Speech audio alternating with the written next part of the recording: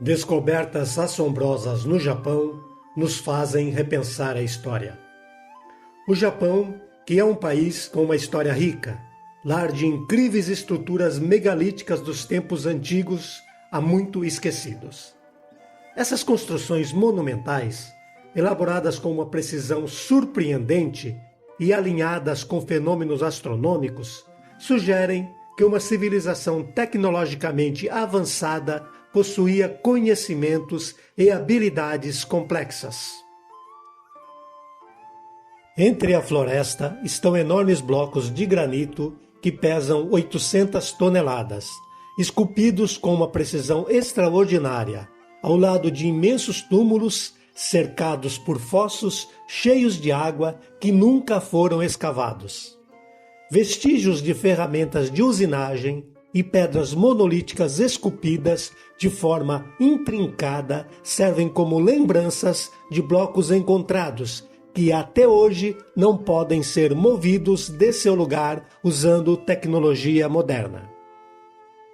O que está escondido na Terra do Sol Nascente? O que a ciência acadêmica contemporânea hesita em divulgar? Eu sou Gabriel Santos e este é exatamente o foco do vídeo de hoje. Monte Nokogiri, localizado na prefeitura de Chiba, Japão, é o local de uma vasta pedreira do período Edo que se estende de 1603 a 1868. No entanto, a idade real do Monte Nokogiri e sua pedreira permanecem um mistério. Muitas características sugerem uma origem muito mais antiga, possivelmente pré-histórica, insinuando que foi criada por uma civilização avançada perdida. A teoria de que o Monte Nokogiri poderia ter sido uma pedreira antiga muito antes do período Edo é respaldada pela pedra cortada perfeitamente, caracterizada por uma precisão notável. Esses cortes são excepcionalmente lisos, o que sugere o uso de ferramentas avançadas não típicas para o período histórico conhecido da exploração de pedreiras. Segundo a história oficial, durante o período Edo, no Japão, as tecnologias e ferramentas disponíveis para extração e corte de pedra eram relativamente simples.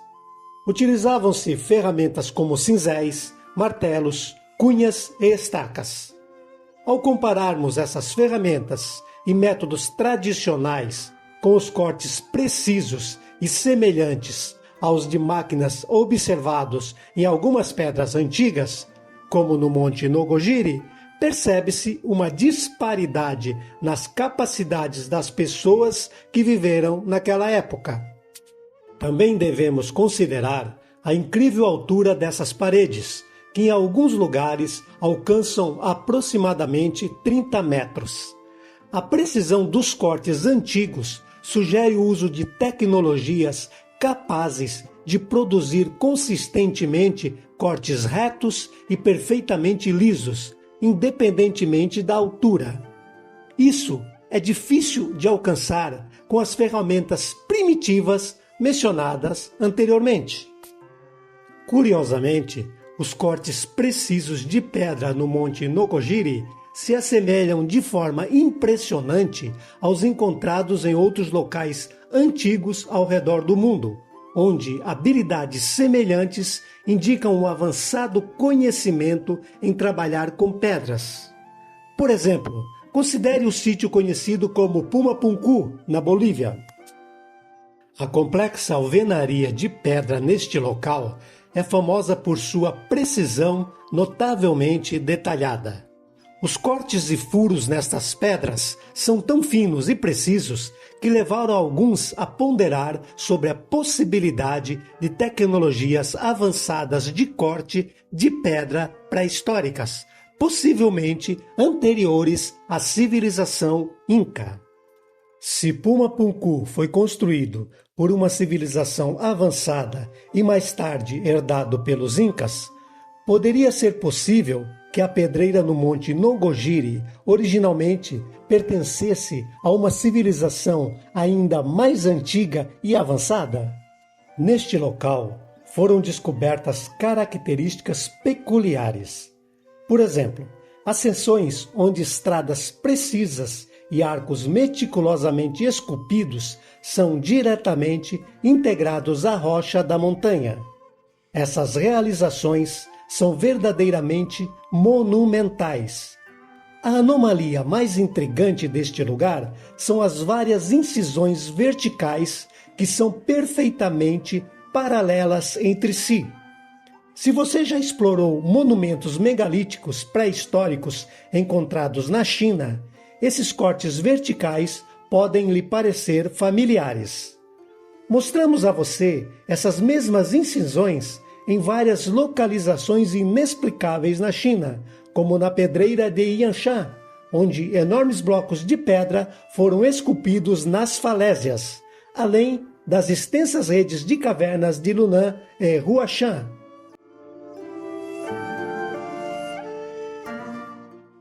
Durante o período Edo, os japoneses que provavelmente herdaram este antigo local adicionaram obras de arte notáveis como este gigantesco Buda. Esta impressionante escultura, datada de 1783, foi esculpida diretamente na encosta rochosa da montanha. Ela tem aproximadamente 31 metros de altura, tornando-se uma das maiores estátuas de Buda no Japão. Nas proximidades, há mais de 1.500 estátuas menores de discípulos budistas conhecidos como Rakan. Espalhadas pelas encostas da montanha, essas estátuas apresentam entalhes complexos, cada uma com uma expressão facial e postura únicas, representando os seguidores de Buda. Cada estátua captura diferentes poses de meditação e contemplação. No entanto, esses adornos artísticos foram provavelmente adicionados milhares de anos depois e não têm conexão com os construtores originais deste local. Considerando tudo o que examinamos até agora, surge a pergunta: este local pré-histórico foi realmente utilizado como pedreira? O objetivo principal das pedreiras geralmente envolve extrair a máxima quantidade de pedra com o mínimo de trabalho e energia no menor tempo possível. No entanto, a cena observada aqui parece contradizer esses princípios. Se os trabalhadores não dispunham de tecnologia e precisavam fazer cortes paralelos manualmente, sugere que estavam extraindo o mínimo possível de pedra enquanto gastavam uma quantidade significativa de energia. Além disso, porque eles criariam câmaras perfeitamente polidas e com ângulos precisos de 90 graus na rocha, se o único propósito deles fosse simplesmente a extração de pedra. Tal artesanato meticuloso implica em outros motivos ou objetivos, impulsionando esses esforços titânicos. A questão que permanece é: quais poderiam ser esses motivos? Transitando das paisagens acidentadas do Monte Nongojiri para outro local significativo, a pedreira da Pedra Oya, em Utsunomiya, encontramos uma pedreira muito semelhante. Aqui, mais uma vez, podemos observar cortes precisos e marcas paralelas de máquinas na pedra. Será que essas marcações foram realmente feitas usando alguma tecnologia avançada de máquinas antigas? A ideia de tal tecnologia é apoiada pela precisão e consistência das marcações, realizações que seriam difíceis de alcançar com ferramentas daquela época. A pedreira da Pedra Oya, assim como a pedreira no Monte Nongojiri, é notável pelo seu piso perfeitamente plano e pelos recortes precisos de 90 graus. Este local se assemelha às cavernas de Dunhuang e às grutas de Huangshan, na China.